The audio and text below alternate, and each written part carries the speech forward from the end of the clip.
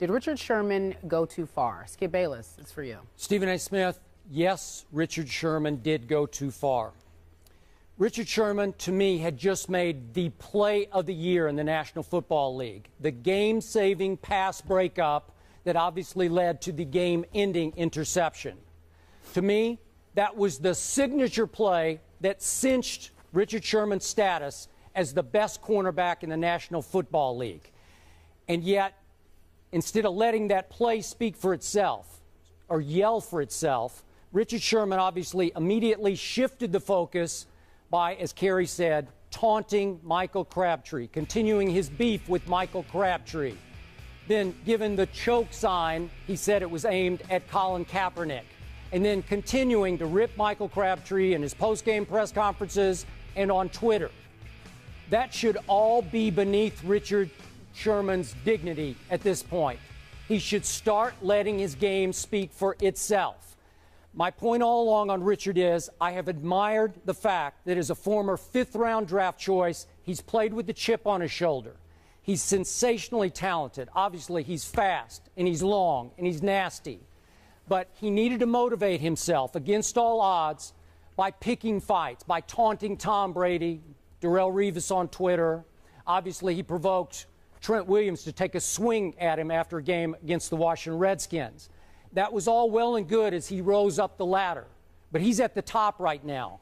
And I wish yesterday, in his signature moment, he had just stood back, played it classy, and let that play scream for itself, because that's all anyone should have been talking about. And unfortunately, we're talking about all the extracurricular now.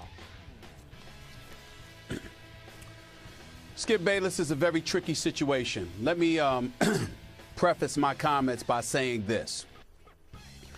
I think what Richard Sherman did was wrong, and I think that it was definitely less than classy, because you don't need to be doing the choke sign towards Colin Kaepernick. You don't need to be in Michael Crabtree's face like that. You don't need to be talking about it and personalizing things on that level in front of a nationally televised audience the way that he did in the postgame. Just like he didn't need to trash talk to Tom Brady. Just like he didn't need to accuse Jim Harbaugh of bullying. Just like he didn't need to encourage Pete Carroll at one time to run up the score on the San Francisco 49ers. There's a plethora of instances where there are things that Richard Sherman has done that he didn't necessarily need to be doing, because all of this stuff that he was talking about, Michael Crabtree and what he said, I never heard that stuff from Crabtree. Now, if Crabtree did it, it was in the off season like Richard Sherman alluded to. It was face-to-face, or it was some of the things that you heard within that NFL bubble, but it wasn't something that transpired on national television. So, again, it's not one of those things that you need to see. But at the same time, I think people use that as a means to really denigrate Richard Sherman. And maybe it's because we have failed to acknowledge that this guy has established himself as, in all probability, as the best cornerback in the game of football. And if this guy had not been the way that he has been, maybe it's incumbent upon us to ask ourselves, would we be giving him the props that he deserves? Maybe the acerbic mentality, the fact that he just seems just flat out mean sometimes, comes from the fact that he believes people have been mean to him, that people have done everything they could to not give him the props that he's earned and has worked for. We've got to accept some culpability in all of this. The fact of the matter is that Richard Sherman doesn't cheat the game of football. It's similar to what I say about Money Mayweather, Floyd Mayweather Jr. Talks all the talk in the world. Sometimes it makes you a bit uncomfortable.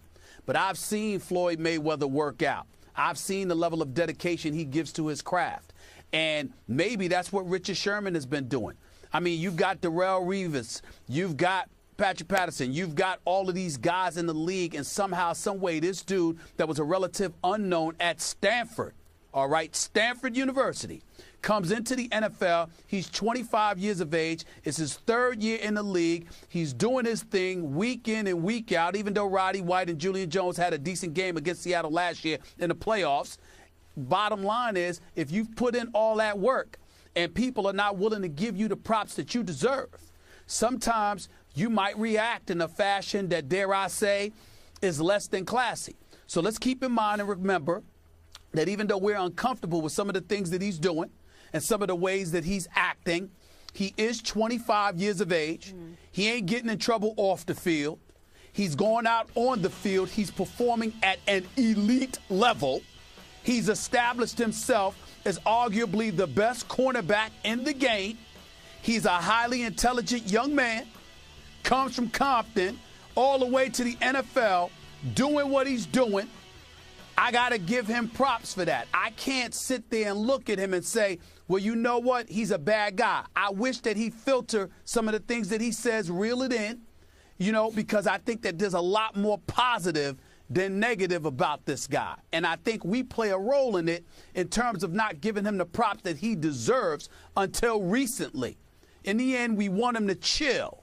But I think it's important for us to leave it at that because the pros with this guy far outweighs the cons. I'm a fan of Richard Sherman's. I'm a fan of what I'm seeing him doing on the field. And he doesn't get in trouble off the field. I'm going to give him props for all of that, more so than I'm going to denigrate him for running his mouth a little bit too excessively.